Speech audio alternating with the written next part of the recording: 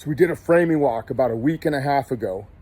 We did not have the trusses up. Let's see where we are at today at this Twisted Juniper house. We made excellent progress with the trenches.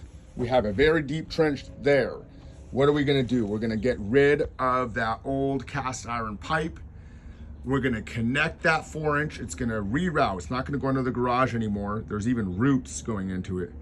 We're gonna reroute that, and that is gonna come over here and then connect in the driveway. We're gonna saw cut that driveway, come over, and then we're gonna completely isolate the new addition by adding a 3-inch pipe, which will go all the way into the side of the building. So let's follow along this trench.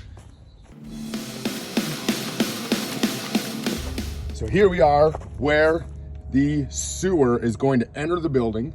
We're also gonna have water coming out here, shared trench, 12 inches apart minimum per code, and that will connect here. So both the sewer and the water will be isolated for this upper level. We're also going to connect the kitchen to the new system. Now what we decided to use is a PEX A with the expansion fittings. Here, in this attic space, I will be using copper. So we'll come out here with copper in this attic space and then go back into this kitchen.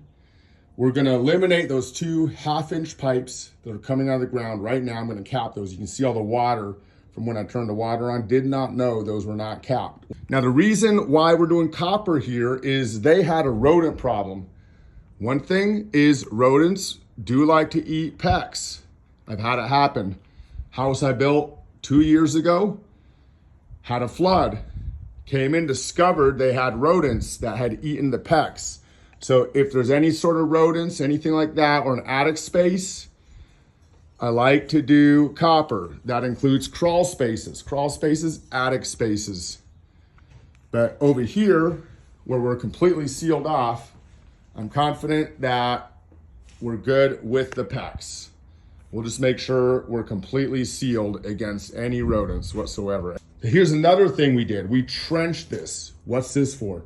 We're going to do an underground 6-inch vent, which will exit out the building and go to a concealed vent system for the stove, which will be a countertop vent system. Due to the limited space up here, and she did not want one of those drop-down hood vents. So here was our solution. We're going to make it work. What else? Well, we got the lighting plan for the lower level. Starting to work all that out, starting to position where those lights go. Now on to the upper level.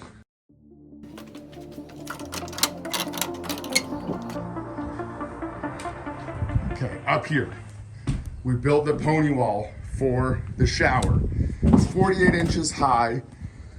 We're going to have our valves here within the pony wall. So you walk in the shower, open the door, there's the door, and then you open, here's your valve. Turn it on, shower head's over here, wait for it to warm up 10 seconds, and get inside the nice shower. Then above here, we have an operable skylight. And we'll also have a recess light, and then here, we'll have a big niche. Now this is a large master bathroom. There's a toilet over there. And then we have a big vanity here. We'll have a nice linen closet here, which will kind of hide a stackable second washer and dryer. They also have one in the laundry. So this will be really nice added feature for this whole master suite. We go over here. We've made progress with all the roofs. We have all the sheathing up. Everything's directed, angled. We have made some more plumbing progress. This is the office. And then here we have the master bedroom. We have all the trusses up. We have a beam, which we might do up there. We decided to go with a cassette for the HVAC in here. The cassettes will be connected to a mini split, which will be outside, not on top of the flat roof, but mounted to the wall, accessible through the deck and then that flat roof there. And then we'll also have our water heater out there as well. Another thing, the closet expanded. It used to go to here. New closet is to here. And now that gives them more closet space. This will now be a pocket door. So this will open, pocket door, and you'll kind of have a walk-in closet with some more space. The next things on the agenda is demo this portion of roof, extend this deck all the way to there. That will just blend in much better with the old house to the new house. Then we'll get our sheathing to pass inspection, and we're really close on that. Just have some buttoning up to do. And then we can start getting in our windows and doors. And that'll be really great. This will be a really nice multi-panel opening door. Beautiful ocean views. Minus a few power lines, but you still have that really nice ocean breeze. Sunset when it sets. And that concludes our second job walk for our second level edition, Twisted Juniper project. We hope to see you again soon. Take care.